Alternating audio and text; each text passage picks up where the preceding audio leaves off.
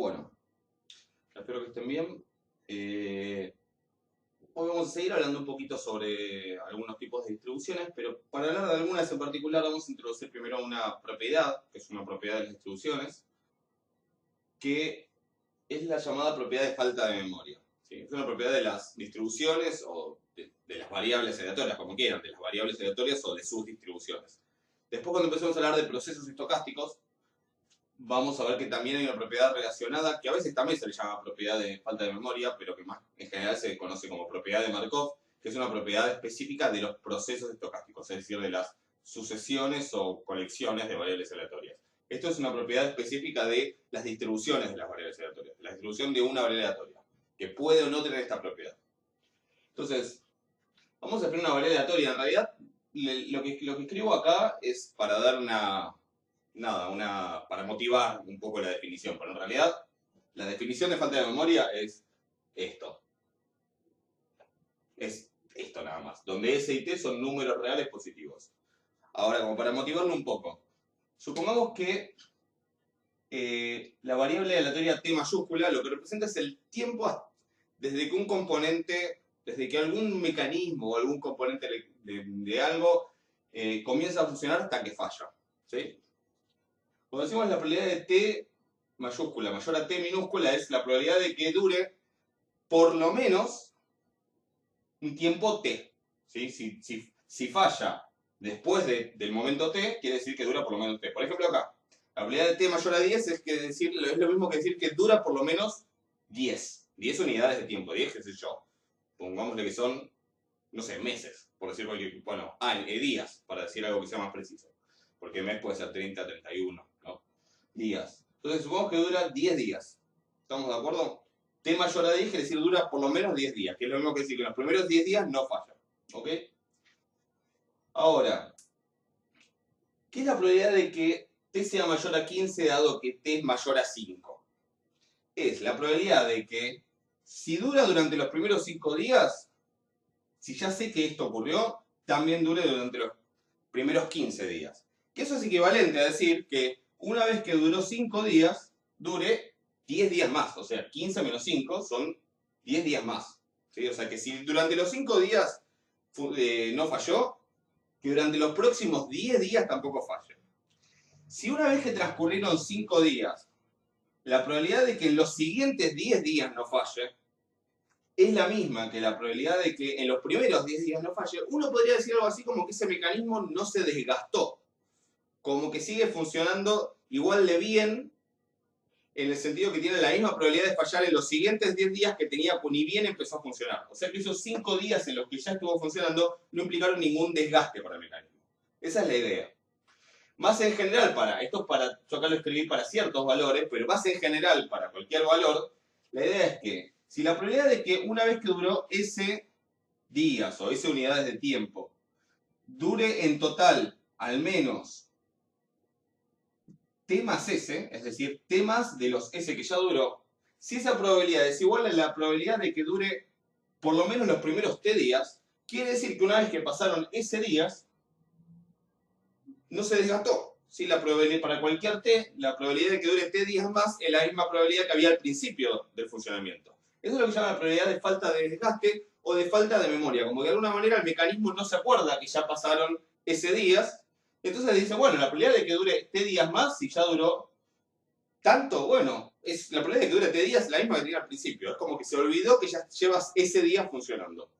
Entonces, si S y T son números positivos, la propiedad de falta de memoria o de falta de desgaste, si estamos hablando de un mecanismo, este término se usa por ahí en ingeniería, se escribe de esta manera, ¿sí? Donde esta igualdad se tiene que cumplir para todo S y para todo T. ¿Estamos de acuerdo? Existen alternativas a esto, ¿sí? Existen como opciones, como casos alternativos que tienen sus nombres, o por lo menos yo los voy a llamar así. Lo lógico que uno esperaría de un mecanismo, por ejemplo, ¿qué pasa si ese mecanismo, para ir algo más relacionado también con lo actuarial, ¿sí? ¿Qué pasa si ese mecanismo es, por ejemplo, el organismo humano, ¿sí? Y la falla implica, por ejemplo, que deje de funcionar lo suficiente como para mantener vivo a ese organismo. Es decir, este sería el tiempo hasta la muerte, sería básicamente lo que vive una persona, que es algo que claramente cuando vayan a la biometría lo van a ver. Lo que uno lo que uno imagina es que no funciona así el organismo humano. Suena... yo sé que probablemente ustedes están hasta más acostumbrados y acostumbradas que yo, o vayan a estarlo, pero digo, cuando uno se dedica a esto, estás admitiendo que la gente muere y está admitiendo cosas como que alguien que tiene 10 años no tiene la misma probabilidad de morir en los siguientes 5 años que alguien que tiene 90. ¿Sí? Con lo cual esta propiedad, que es como la propiedad así como modelo base, no tiene sentido para modelizar la vida humana, probablemente, y de hecho lo que uno espera es que cuando ese es un número positivo, ¿sí? Cuando transcurrió un cierto tiempo de vida, la probabilidad de durar t más sea mayor que la probabilidad de durar t desde el principio. Tal vez en otros contextos esto que estoy diciendo no es siempre válido, tal vez sea válido a partir de cierta edad, a partir de cierto valor S. Pero supongamos que funcione de esa manera, uno tendría que esta probabilidad es menor. ¿Sí? Que si ya vivió S, la probabilidad de que dure t más es menos que la probabilidad que tenía al principio de durar durante al menos t, durante t periodos. En ese caso se habla de desgaste, que claramente es una propiedad que tiene sentido para modelizar la vida humana, probablemente. Incluso hay un caso alternativo que uno podría pensar que es al revés. Para mecanismos es como raro, ¿sí? Pero uno podría pensar que tal vez en otro tipo de fenómenos, por ejemplo, como la cantidad de errores que se producen en vez del tiempo hasta una falla, uno podría pensar que cuando uno ya va más avanzado, la cantidad de errores que se esperan es cada vez menor. En ese caso a veces se habla de aprendizaje, ¿sí? O lo contrario, de un desgaste, no sé cómo se llamaría en ese caso, ¿sí? Pero piensen si un mecanismo fuera capaz de a medida que vive, a medida que avanza, a medida que funciona, lograr equiparse de una manera en la que le permita mantenerse durante más tiempo, pasaría lo contrario. ¿Sí? Cuando ya duró bastante tiempo, la probabilidad de que dure t más de lo que ya duró debería ser mayor que la que tenía al principio. En este caso se habla de aprendizaje que sería como lo contrario de un desgaste, ¿sí? Un desgaste, por decirlo de alguna manera, no sé qué término usar. Entonces, lo que vamos a analizar es que hay algunas distribuciones que tienen esta propiedad, ¿sí? Mientras que hay otras distribuciones que no la tienen, ¿sí? E incluso hay algunas que se puede decir, según el valor de cierto parámetro, que van a tener alguna de estas tres. Eso es importante, porque si ustedes van a querer estar, por ejemplo, modelizando la aleatoriedad, digamos, la aleatoriedad, digamos, el azar que tiene la duración de una vida humana, hay que entender que, bueno, que probablemente debería estar en este caso. Entonces, si no voy a tratar de modelizar esa duración de la vida humana con una distribución que tenga esta propiedad, o peor, que tenga esta propiedad. ¿Estamos de acuerdo? Entonces, por eso tiene sentido plantearnos este problema. Entonces yo voy a mostrarles que esa propiedad que tengo acá se cumple si la distribución de t es una distribución exponencial con algún parámetro lambda. ¿Sí? Después les voy a mencionar qué otra lo tiene y bueno, se los voy a dejar para que lo verifiquen ustedes también. Y también vamos a hablar de una otra distribución que me permite considerar estas otras dos alternativas. La distribución exponencial tiene la propiedad de falta de memoria o de falta de desgaste. ¿Sí? Recuerden que una de las cosas que vimos de la distribución exponencial es que si yo tengo una variable con distribución exponencial, la función de distribución va a tener esta forma. Va a ser 0 para los t negativos y va a ser 1 menos e a la menos lambda t para los t mayores o iguales a 0. La función de distribución, la acumulada, no la densidad que era lambda por e a la menos lambda x. ¿Sí?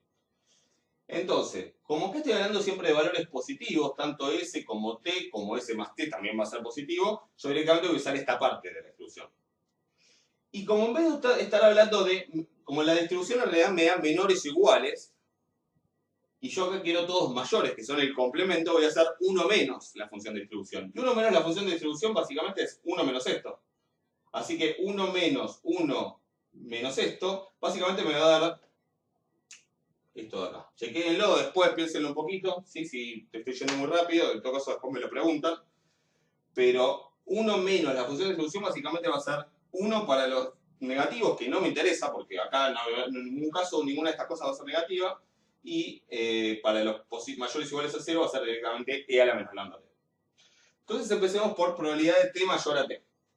La probabilidad de t mayor a t minúscula es simplemente entonces e a la menos lambda t.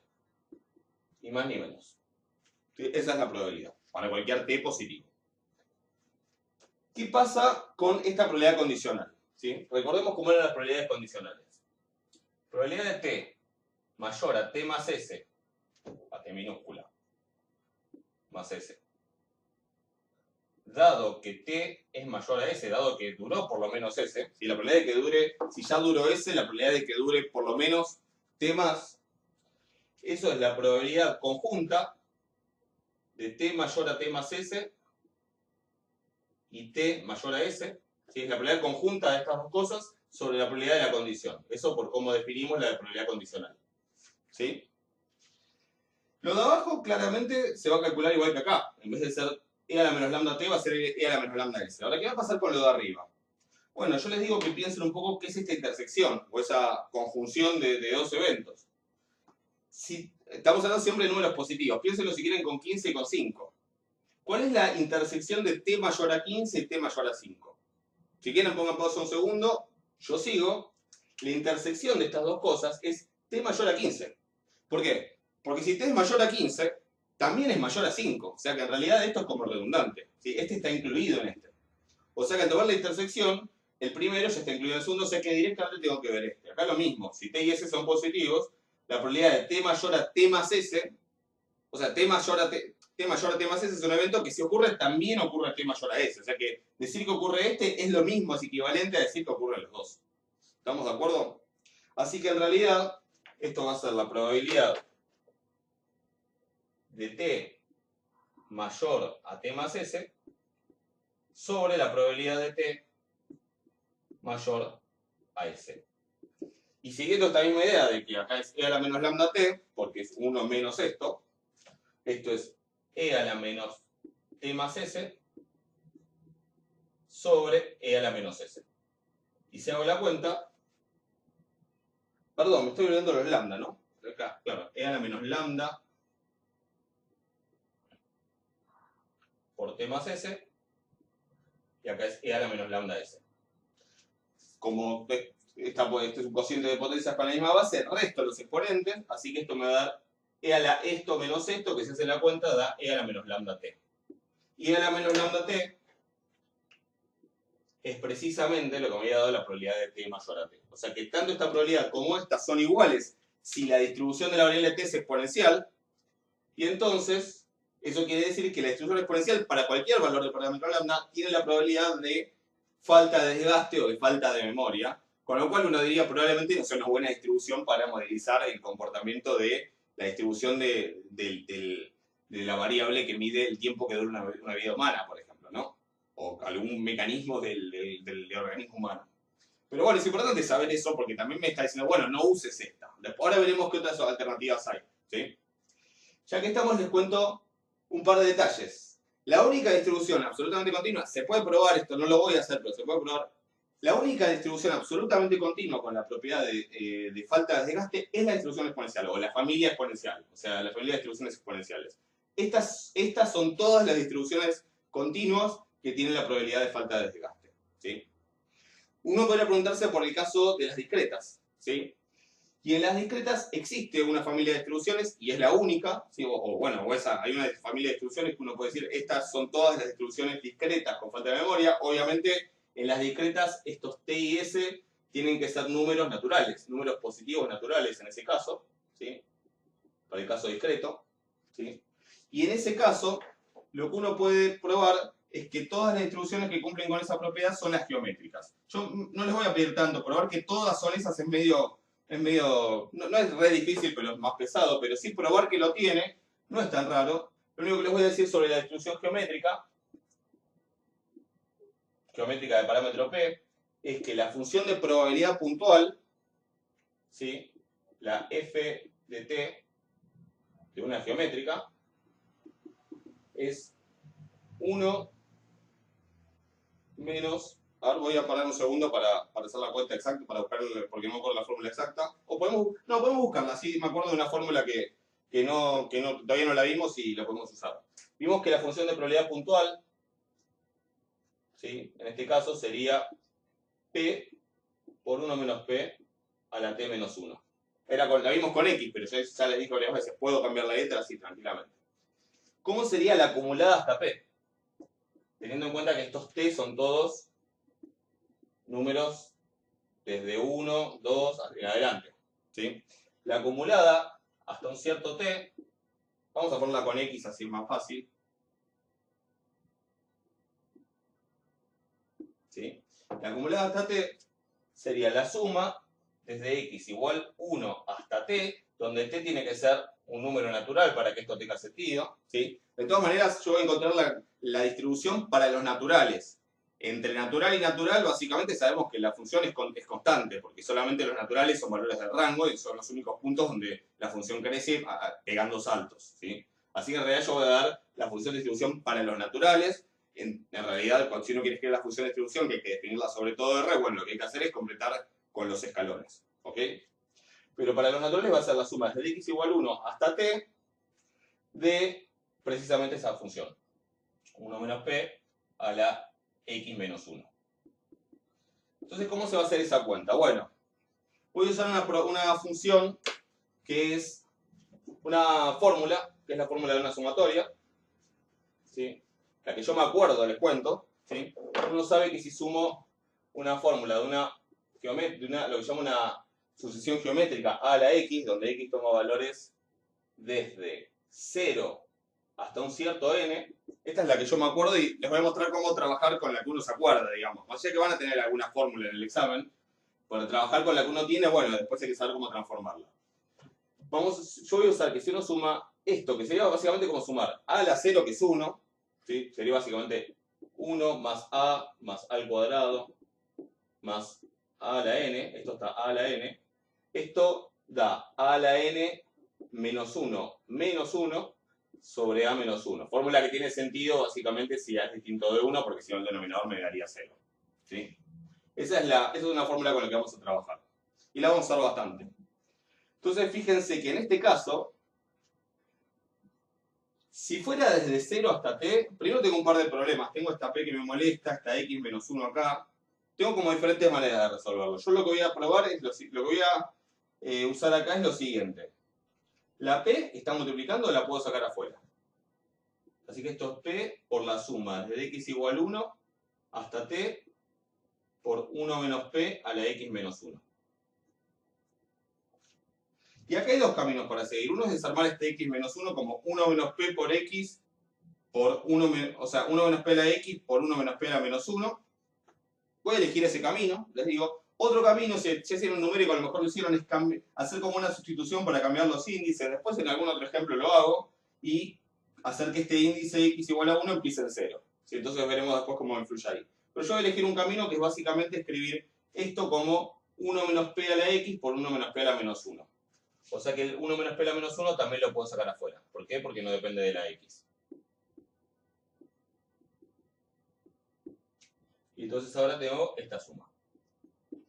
Esta suma se parece bastante a esta, donde obviamente en lugar de a lo estaría jugando 1 menos p. Entonces tendríamos p por 1 menos p a la menos 1, que es como p sobre 1 menos p. Aquí estamos. Y acá, si esta suma fuera desde 0 hasta t, daría esto, ¿sí? Pero no da eso porque no va desde 1 menos p. Va desde 1 menos p, va desde 0. Si fuera desde 0 hasta n, o sea, si fuera desde 0 hasta t, sería 1 menos p a la t menos 1 sobre 1 menos p menos 1. Eso si fuera desde 0. Ahora, al no estar yendo desde 0, básicamente quiere decir que esta suma tiene un término menos que esta. Tiene el término que me queda cuando x es igual a 0, que es el término 1. O sea que lo único que tengo que hacer acá es para obtener esta suma, restarle ese 1. ¿Estamos de acuerdo? Una vez que yo resto ese 1 lo tengo. Voy a volver a escribir lo que quedó como para acomodarlo. Pero esa sería la manera de calcular la función de distribución, en este caso para la geométrica. Básicamente tengo p sobre 1 menos p por... Lo voy a escribir para que se vea más claro, voy a copiar de vuelta lo que está acá. 1 menos p a la t menos 1 menos 1 sobre 1 menos p menos 1 menos 1. El denominador me queda p, o sea que esto es p sobre 1 menos p por 1 menos p a la t menos 1 menos 1. Y ahora el denominador me queda p, Con lo cual, si ya quiero hacer el denominador común, acá tendría que poner menos p. ¿Estamos de acuerdo? ¿Y ahora qué hago? Esto lo puedo escribir... no, el denominador me queda menos p. Así que acá me quedaría más p. Todo esto, ¿cómo lo puedo escribir? Se me va esto, bien. Casi se va todo, pero no importa. Esto me queda p sobre 1 menos p por 1 menos p a la t menos 1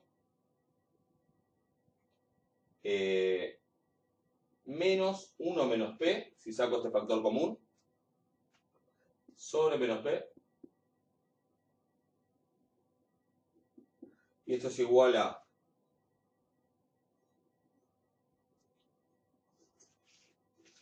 si puedo tachar estas p y este menos me da vuelta el exponente, me va a quedar 1 menos p menos 1 menos p a la t menos 1 sobre 1 menos p. Y ahora básicamente puedo separar y esto me queda 1 menos, y si acá le tengo que restar me va a quedar 1 menos p a la t menos 2. ¿Sí? Si separo en 2 me va a quedar esto. ¿Sí?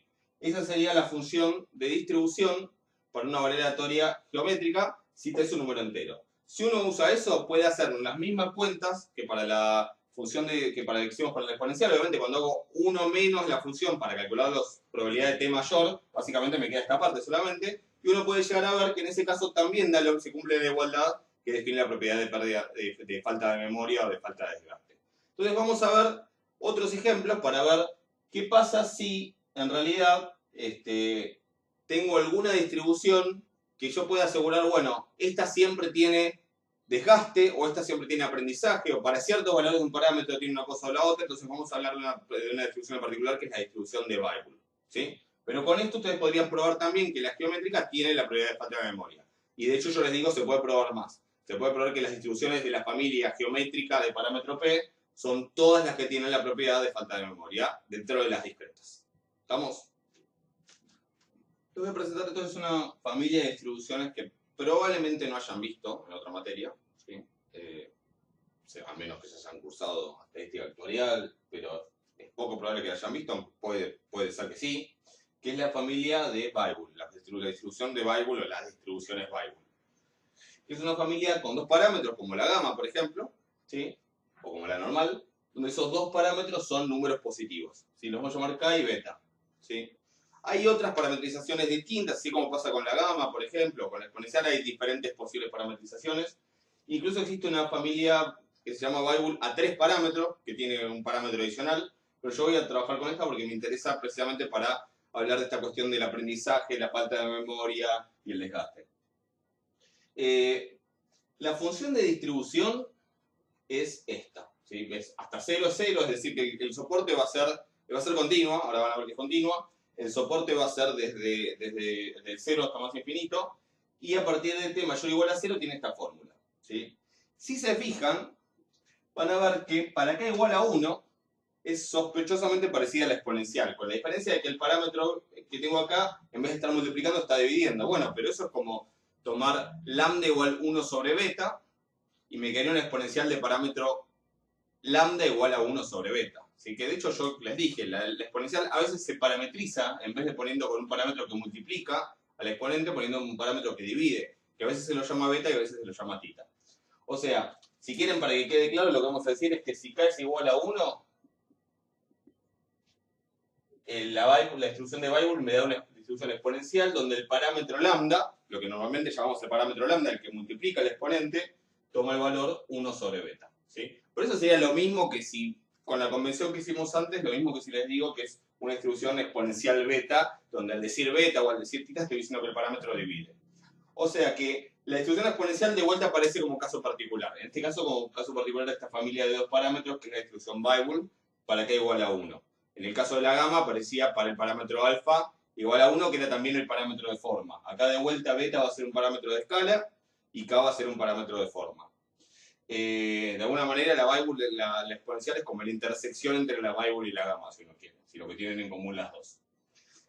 La densidad es esta, no es, en algún momento si necesitamos hacer cálculos vamos a recurrir a la densidad, por ejemplo, para calcular una esperanza o cosas por el estilo, pero bueno, sale de derivar esta expresión poniendo una x en lugar de una t, uno hace la derivada por la regla de la cadena y queda esta expresión de acá. ¿Sí? Lo que me interesa de la variable, yo no voy a hacer todas las cuentas porque se va a hacer medio largo, pero si ya más o menos siguieron el patrón de lo anterior, uno puede tratar de calcular también la probabilidad de t mayor a t minúscula y la de t mayor a t más s condicional a t mayor a s, que son los dos valores que en una variable aleatoria cuya distribución tiene falta de memoria deberían coincidir. Y que además, comparando cuál de esos valores es más grande o más chico cuando no coinciden, me dice si estamos en una situación donde hay desgaste o donde hay lo contrario, el desgaste, que es lo que podríamos en ciertos contextos llamar aprendizaje. Si no hay tampoco una nomenclatura demasiado, no hay términos demasiado convencionales para esto, pero bueno, yo uso esos en general, aprendizaje y desgaste. Si uno calcula la probabilidad de t mayor a t, que es básicamente, como es 1 menos esto, es solo esta parte, básicamente puede expresarlo de esta manera. Y si uno calcula la probabilidad de t mayor a t más s, dado que t es mayor a s, usando la misma idea de antes, de que si esto pasa, esto también pasa, como hemos calculado, me termina quedando esta expresión. ¿Cómo las comparo? Bueno, básicamente lo que vamos a ver es que estas expresiones que yo acá recuadré, que son t más s a la k menos s a la k, no voy a hacer la demostración de esto, pero por eso digo que lo pueden llegar a anotar, aunque sea para valores enteros de k, a lo mejor se pueden llegar a dar cuenta. Si yo la comparo con t a la k, o sea, si yo comparo estas dos expresiones, esto y esto de acá, ¿sí? Estas dos expresiones pueden ser iguales, se me cayó el marcador, perdón, pueden ser iguales, puede esta ser mayor a esta o puede esta ser menor a esta. ¿Y eso cuándo pasa? Bueno, van a ser iguales pura y exclusivamente cuando k sea igual a 1. Esta va a ser mayor cuando k sea, perdón, cuando k sea igual a, no, cuando k sea igual a 1, ¿sí? Esta va a ser mayor cuando k sea mayor a 1 y esta va a ser menor cuando k sea menor a 1. ¿Ok? Y entonces, lo que vamos a tener es que si esto es más grande que esto, como acá hay un signo menos, si esto es más grande que esto, esta expresión va a ser más grande que esta. ¿Sí?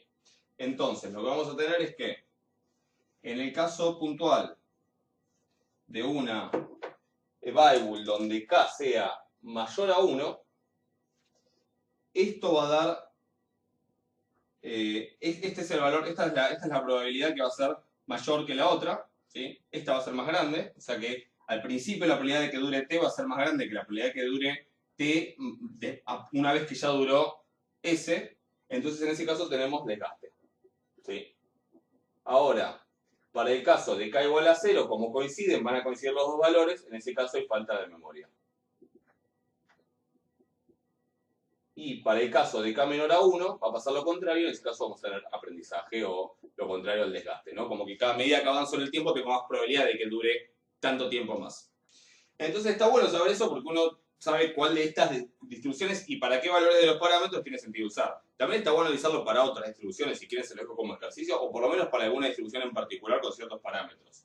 Pero es importante conocer eso. Sobre la forma de la distribución de Weibull y cómo son las densidades y cómo son las funciones de probabilidad, la verdad que hay como varios casos, entonces si quieren, mucho más lindo que mis dibujos, va a ser que lo busquen, por ejemplo, o en el libro de Sarabia Alegría, o en algún artículo de Wikipedia, y en ese caso, bueno, vean cómo son los diferentes casos, cómo es la esperanza, la varianza, que son medio las cuentas de siempre, aunque acá ya se ponen un poco pesadas porque es bastante rebuscada la expresión, ¿sí? Pero como para que sepan que existe, después y que es como una generalización de la exponencial en algún sentido, que le incluye como caso particular, acá sería k igual a 1, perdón.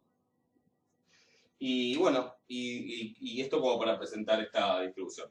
Vamos a repasar rápidamente también algunas más que nos quedan, que serían la normal y algunas relacionadas con la normal, y también la uniforme y la beta. Bueno, Muy rápidamente voy a recordar algunas propiedades de la distribución normal, que imagino que esta sí la deben tener bastante fresca.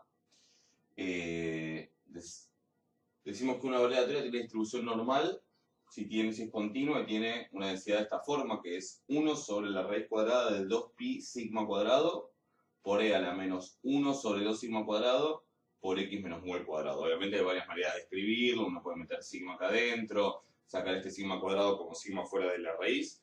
Yo pongo los sigma cuadrado básicamente porque mi notación va a ser normal mu sigma cuadrado. Es decir, si yo escribo normal 3, 8, quiere decir 3 es la esperanza, o sea, 3 es el parámetro mu, 8 es el parámetro sigma cuadrado.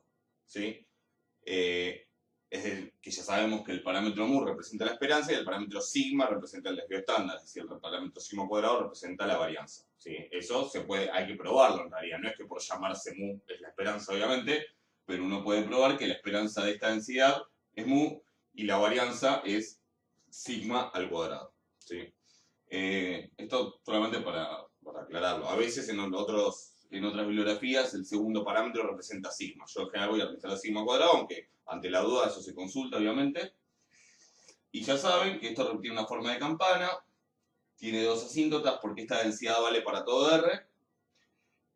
El máximo valor, que sería en realidad lo que se llama la moda de la distribución, ¿sí? El máximo que se alcanza de la densidad, como es simétrico, coincide también con la mediana, con el valor que separa 50 y 50% de probabilidad, y con la media, la esperanza, que es mu. Y un comentario casi pintoresco, en realidad, que lo deben haber visto tal vez en estadística 1, es que los puntos de inflexión están precisamente en mu menos sigma y mu más sigma. Es decir, si uno quiere identificar gráficamente el desvío, podría hacerlo viendo los puntos de inflexión de la curva, que son dos. Algunas propiedades muy importantes, que las vamos a usar todo el tiempo, cuando aparezca la distribución normal, son que si una variable aleatoria tiene distribución normal, cuando se hace una transformación afín, lo que se llama, es decir, multiplicar por una constante y sumar una constante, básicamente sigue siendo normal, solo que cambian los parámetros de la manera que se esperaría si uno toma la esperanza de esto y la varianza de esto. ¿Sí? A mu le pasa lo mismo, la varianza no le sumo b, porque sumar una constante a una variable no le cambia la varianza. Repasen, si tienen alguna duda, propiedades de la esperanza y la varianza, aunque supongo que las deben tener bastante frescas. Y la constante a multiplica la varianza, pero al cuadrado.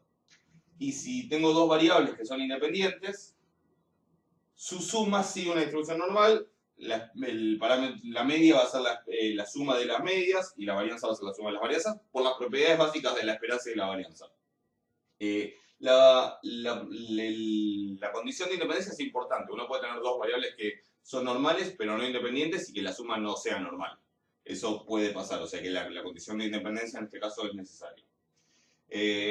Y obviamente lo otro que pueden recordar es que cuando se trata de una normal 0,1 decimos que es la distribución normal estandarizada, y para el caso de la normal 0,1 una notación que yo voy a usar bastante es phi mayúscula, ¿sí? Supongamos que Z sigue una distribución normal 0,1, voy a usar la letra phi mayúscula para referirme a la función de distribución de la variable normal 0,1. Yo en general uso esa notación. Cuando escribo esto estoy hablando de la función de distribución, es decir, no de esta, sino de la acumulada de la normal estándar, ¿sí? La normal 0,1. Pero vamos a ver ahora otra distribución que tal vez sí sea nueva para algunos y algunas, o no, que está relacionada con la distribución normal y es la distribución log normal. Bueno, ¿cómo se define la distribución log normal? Una manera de hacerlo es la siguiente. Yo puedo tomar una variable aleatoria i que tenga distribución normal con cierto parámetro mu y cierto parámetro sigma cuadrado. Y definimos una nueva variable, x, que sea e elevado a la i. O sea, que sea e a la i, la exponencial con la variable, de la variable i. Esa nueva variable se dice que tiene distribución log normal de parámetro mu y sigma cuadrado. ¿Por qué se le llama log normal? Uno habría imaginado, tal vez, que le podría llamar log normal a una que sea el logaritmo de una normal.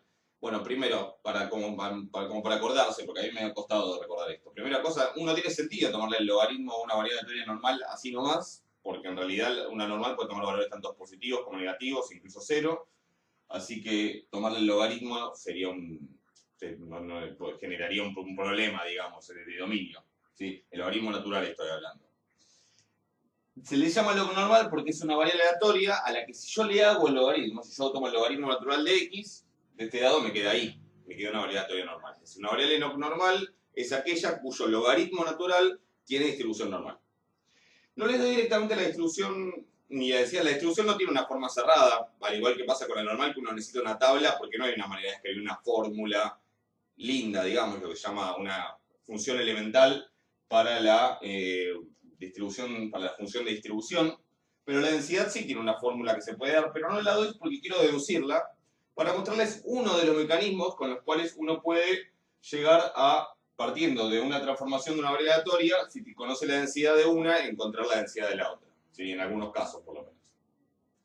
La manera de hacerlo, en general, tiene que ver con las densidades. Como las densidades no tienen una interpretación fácil, no son probabilidades, ¿sí? Es más cómodo trabajar con la función de distribución, aunque uno conozca la forma, después le vamos a encontrar una vuelta a eso, pero la función de distribución sí es una probabilidad, entonces tiene sentido plantearlo desde ese lugar. Entonces lo que yo voy a hacer es mostrarles cómo se busca, en este caso, la función de distribución de x, ¿sí? Esta función. La función de distribución de x, definición, ¿qué significaba? Bueno, ¿o qué me daba? Me daba la probabilidad de que x sea menor o igual a t. Y acá ya estoy en el punto en el que digo, bueno, ¿quién es x? X está definido como e a la i. ¿Por qué vuelvo ahí? Porque i es de la que sí sé qué distribución tiene y conozco su función de distribución, o al menos su función de densidad. Entonces, esto es la probabilidad de que e a la i sea menor o igual a t. ¿Sí? Y acá ya veo una cosa que la podría plantear desde antes, en realidad. Si x es e a la i, x claramente es mayor a 0. ¿Sí? La exponencial siempre de un número positivo estrictamente, ni siquiera 0. ¿Sí? Así que en realidad, si t fuera 0 o negativo, yo ya puedo decir que en ese caso esta probabilidad es 0. ¿Sí? Es decir, x es positiva, seguro. Así que la probabilidad de que sea menor o igual a 0 o menor o igual a un número negativo es 0. Directamente es el conjunto vacío. Ni siquiera es que sea un evento que tiene elementos pero que tiene probabilidad de 0. Es el vacío, ese evento es el vacío. Entonces, si t es mayor a 0, esto es 0. Perdón, si t es menor o igual a 0. O sea que ya en esos casos no tengo que hacer nada. Lo que interesa es ver el caso en el que t es estrictamente mayor a 0. ¿Sí? Y en ese caso lo que tenemos es que esta función de distribución, como es la probabilidad de que e a la i sea menor o igual a t, tranquilamente puedo aplicar el logaritmo de los dos lados, que hacer una transformación monótona creciente me mantiene la desigualdad. Y esto lo puedo escribir entonces como la probabilidad de que i sea menor o igual al logaritmo natural de t. Esa sería la manera de despejar. ¿Y por qué lo llevo acá? ¿Por qué despejo la i? Bueno, porque ahora, si me estoy preguntando la probabilidad de que i sea menor o igual a algo, eso lo puedo contestar ¿con quién? Con la función de distribución precisamente de i. Pero es la función de distribución de i evaluado en este valor, en el logaritmo natural de t. Que de vuelta tiene sentido tomarlo porque ahora estoy centrándome en los positivos. Entonces, acá voy a tener la función de distribución de la variable aleatoria i evaluada en el logaritmo natural de t. ¿Sí?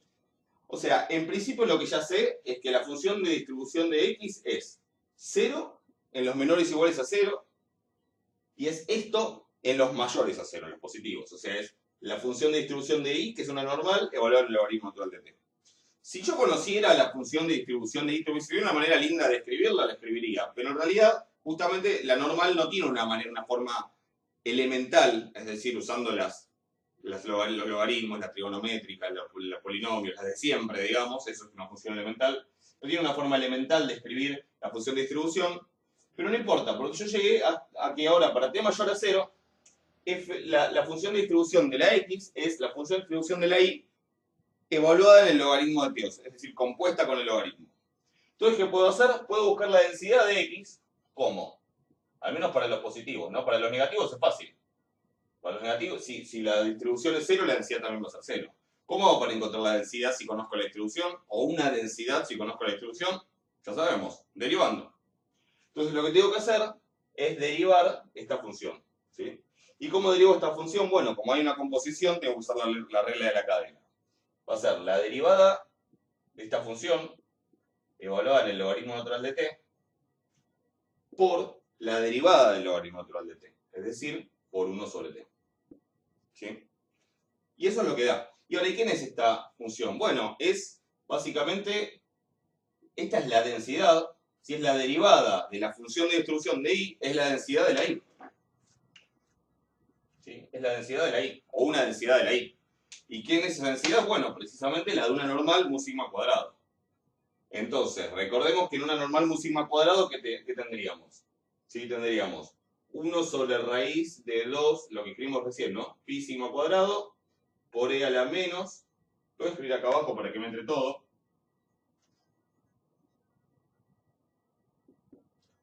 1 sobre la raíz de 2 por pi por sigma cuadrado por E a la menos 1 sobre 2 sigma cuadrado por X o T en este caso. Después lo escribimos con X el resultado final, pero digamos acá me quedó escrito con T. No importa, insisto, la variable con la que quede escrito no importa.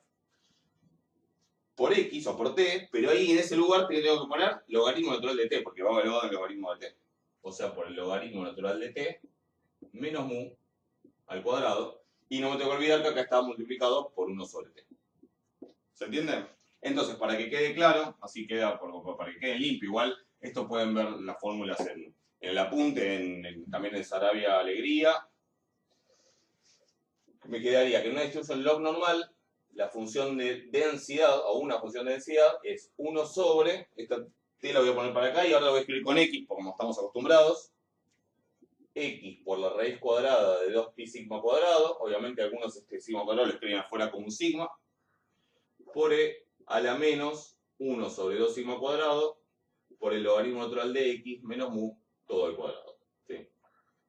¿Qué propiedades tiene esta función? Bueno, muchas. Les sugiero que las vean en la bibliografía, ¿sí? No quiero dedicarle mucho tiempo. Me interesaba más mostrarles este desarrollo porque es algo muy típico. De la misma manera, por ejemplo, uno puede probar que si uno tiene una variedad teoría normal, normal estándar, y la eleva al cuadrado, lo que me queda es una gama de parámetros un medio y un medio, que es lo que llamamos, ahora podemos llamar, distribución chi cuadrado con un grado de libertad. ¿Sí? No voy a hacer el desarrollo, pero está como ejercicio en la práctica de teorema central del límite y distribuciones muestrales, ¿sí? Probablemente se lo hayan cruzado. Y bueno, tiene varias propiedades. Si quieren, lo que les puedo decir es que obviamente tiene un soporte que va de 0 más infinito, porque esto nunca puede ser, si es E a la 1 normal, nunca puede ser negativo. Y en general puede estar más amontonada de este lado, o puede ser más así, ¿sí? Puede tener diferentes formas. Vean los gráficos, vean las propiedades que tienen. ¿Y para qué sirve? Bueno, sirve para diferentes cosas. A veces simplemente es una distribución apropiada para representar ciertos fenómenos. ¿Por qué? Porque sí. Porque resulta que hay fenómenos que tal vez siguen bien una distribución normal. Después no en esta clase, pero en la próxima o en la otra vamos a ver las pruebas de bondad de ajuste que me permiten decidir si un conjunto de datos se ajusta bien o no a una distribución. Y vamos a ver que, bueno, podría pasar que un conjunto de datos se ajuste bien a esto. ¿Sí? ¿Por qué otro motivo se usa? Bueno, básicamente piensen que al ser algo así, al ser E a la 1 normal, todo lo que... Si yo tengo una log normal y tengo otra log normal, independiente si las multiplico, esto les tengo que decir E a la X más I, donde X e Y son normales.